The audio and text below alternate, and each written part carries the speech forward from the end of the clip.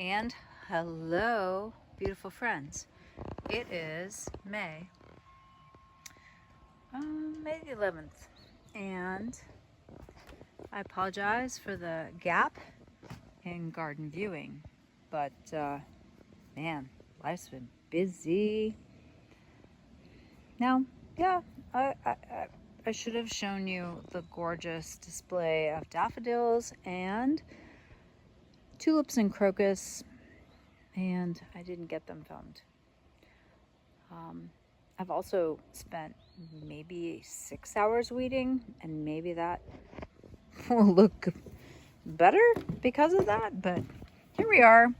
I appreciate your patience. I have to say, to all things there's a season, turn. This is the season of roses. I have this most remarkable rose story right here. So this beautiful pink rose, which you can't really see that well, but here she is, right? You see that gorgeous bloom right there? So that's the hybrid tea that I bought. And last year, she split. The wind took a big chunk of her off. And out of that chunk grew this beautiful, it looks like a floribunda maybe. So I saw the stems coming up, and I looked at the foliage, and I was like, this is different. This is not the rose that I purchased. And, I gotta say, I was a little sad. I was like, oh, bummer. Like, my rose split off. Like, it's not what I intended. And I understand that they graft things onto a hardy rootstock. And so when these canes, look at these massive canes. Every single one of these red roses is a new cane. When these canes started springing out, I have to say I was bratty and considered cutting them off, because I figured that they were just going to be foliage, that they were just hardy rootstock. And look at how magnificent they are. And so now all of a sudden I have like bonus roses. It's amazing.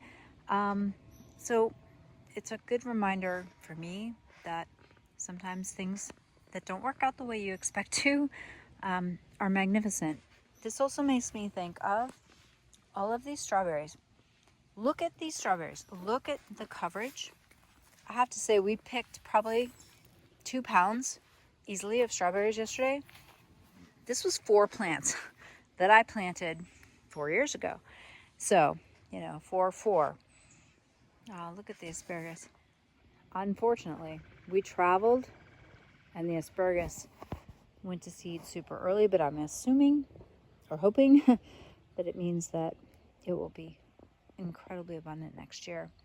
But yeah, I also had a couple little strong pruning lessons. So I moved some lavender that was not thriving, and here it is. And then I had one lavender that I didn't cut because it was doing so well, and now it's not thriving. And I had one lavender that I cut really hard, and it's looking amazing. So the reminder that pruning is an important part of gardening, an important part of living, is strong.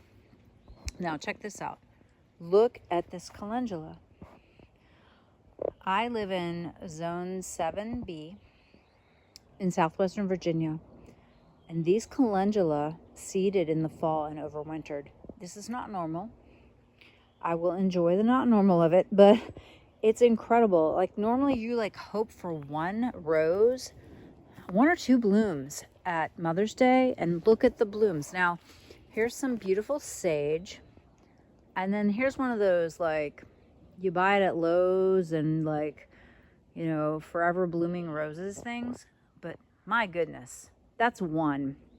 I also super hard pruned her last fall. And then here's the one that I moved recently, and she's just offering these gorgeous little yellow blooms. But yeah, now all of these plants coming up here, these are milkweed, and I actually have ripped out, and I say that without any pride, only a sadness. I've ripped out about 15 of them because they've been just in the wrong place, and they're going to shield things. But when the milkweed bloom, here we have the most bees that actually come into the garden of any time of the year. And I only had 2 monarchs last year, but that's coming after like 2 or 3 years of having none. So, what's there? All right, something's running into the garden. The joys of living in the woods. Oh my goodness, it's my cat trying to kill something. Gemini, do not be a murderous beast. Jemmy. Oh, no, you're Berlioz. Berlioz, do not be a murderous beast. No. I'm here to save them, although not actively. One of the crazy things that happened... One of the crazy things that happened last year was my husband interfered when one of the cats was trying to kill a... No, that is Gemini. Was trying to kill a mouse, and that he picked up the mouse, and that mouse sunk its teeth into him. We're lucky he didn't get really sick. So, anyways. Okay, well, the circle of life. All right, so this enormous beast of a plant here is an elderberry, elderflower. Don't ever put them behind a fence without expecting them to be huge. Now, I cut this way back, and I've also cut back so many of the volunteers. Now, out in the woods, the deer would eat it, but here it's thriving. I'm looking forward to having it. Elderflower is an amazing herb to use. I remember being in Germany and they deep fried them. Oh my God, so delicious. Elderflower liqueur, just incredible. Add a splash to your water. It just tastes so good. And of course, elderberry, precious. Sage, yeah, I didn't cut this back as much as I should have, but she's looking lovely and I'm grateful. This is nettle, stinging nettle. I made some delicious soup. One of my dear clients suggested to me, she was like, have you made nettle soup yet? This was like in March. I was like, oh, nettle soup, really? That's a thing? I like mostly only dried it for tea. And I took that nettle and sauteed it with some other aromatics and added a bunch of just vegetable broth and like a good couple handfuls of shredded cheddar cheese. That soup was magic. So I'm going to do that again soon. This is also a weird little lesson here. Check this out. So this is actually thyme. This is all one plant, both clumps, all the clumps. And I planted one little tiny thing of thyme. This is years ago, right? 2020. And it started spreading. It got tangled up with other things and it got leggy. And last year I remember talking to my husband about it and he's like, yeah, I would leave it alone. I wouldn't mess with it. And I was like, nope, I'm going to tear it back, cut it up. And boy, it's been good for it. So it just, again, reminding me of that. Sometimes the garden, it needs editing. This is going to be the year of the berry and the rose, in my opinion. Also the cilantro. Check this out. Like seriously, look at this cilantro. Now, these are volunteers. If you follow me at all, you understand that I really respect when plants choose where they're going to grow. I've never in my life seen cilantro this tall. I mean, this is up to like my chest. I'm 5'3". Amazing. Also, last year we had not this past year, but the year before that, we had the most wicked winter. And my figs all died back. And this year, look, she's having some babies. I'm excited. But look at these berries. There's a ton of berries. So it's like this year is the year of the rose and the berry. So the blackberries are amazing. The raspberries are amazing. The strawberries are amazing. I mean, they're eating things. I mean, look at all the strawberries. Just incredible amount of strawberries. They're everywhere. but also look at these roses. Oh my goodness. So grateful. We also have, and I can just smell it, so I have to walk down here and show you the valerian. Now, those of you who have followed me for a while remember the story. I had an entire packet of valerian seeds and I planted them all. And I had one plant come up 2 years ago. Well, Grandmama has had her babies. I mean, they're everywhere. I tear them out pretty frequently because they're everywhere. The root is used for depression, sadness, overwhelm, and I figure that maybe that's why they're so bountiful right now, because things are hard. But I have to tell you, the scent of their flowers is remarkable. All right, what else do we have here? Borage. Oh my gosh, the borage also kind of came up in the middle of winter. This is some Swiss chard that's flowering. Elecampane getting ready. This is my favorite kale. Look at this. Even as it blooms, the kale, the leaves are soft and wonderful. Like, you can eat this kale forever.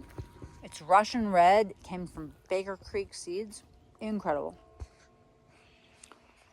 Has some apples. I know the tree looks pathetic, but there's apples there.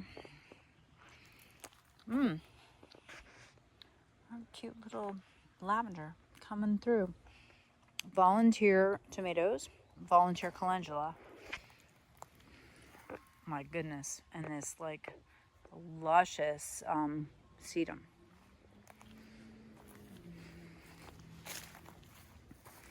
Random potatoes coming up. I swear to God, we've had the worst luck with potatoes, but then also they also just like show up. How does that work? Random sunflowers. These are going to be incredible. Gorgeous rose.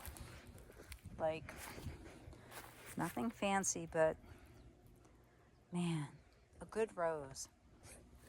Compost. And again, year of the berry. This is the blackberry. I planted this blackberry 2 years ago. I bet I'm going to get like 15 pounds of blackberries. This is a hollyhock.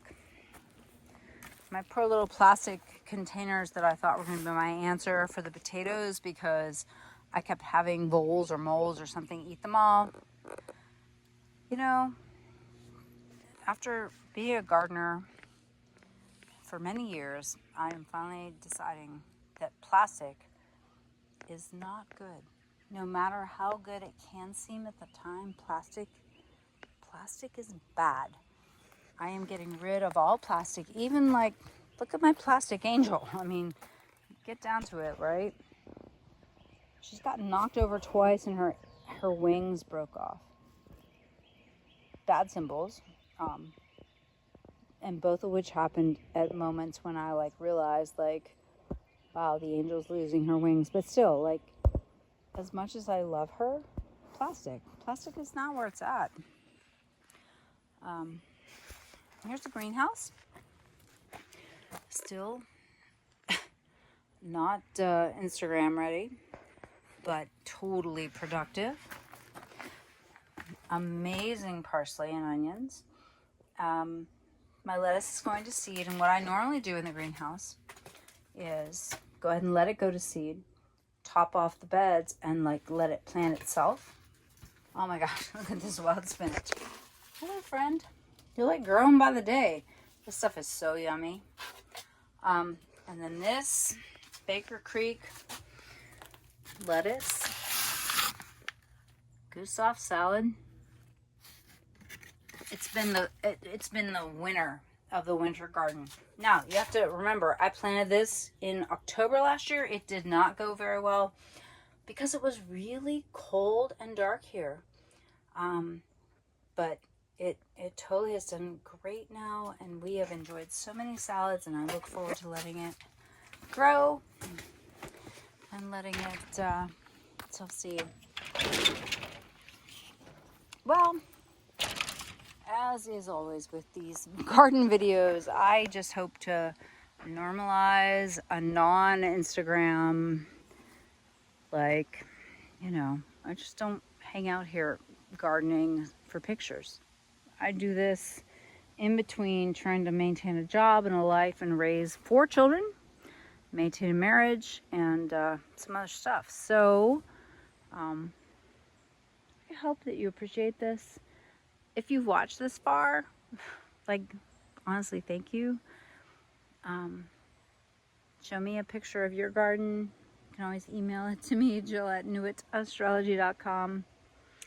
And especially for those of you who are really listening all the way through, we have a special little thing to share.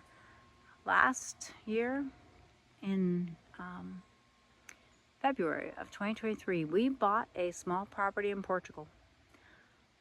It's very small. I had a small inheritance, blew it all on this little piece of land in a place that we love.